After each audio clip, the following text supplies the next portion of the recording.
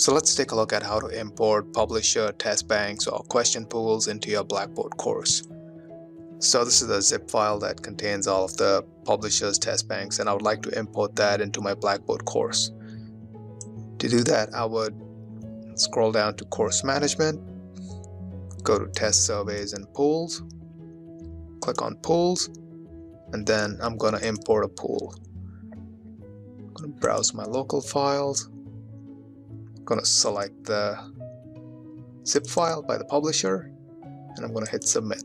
So once it goes through, you'll see I've got a message that the operation import has completed. I'm going to hit OK, and I will see that the question pools have been imported. Now I can build my test using questions from these question pools.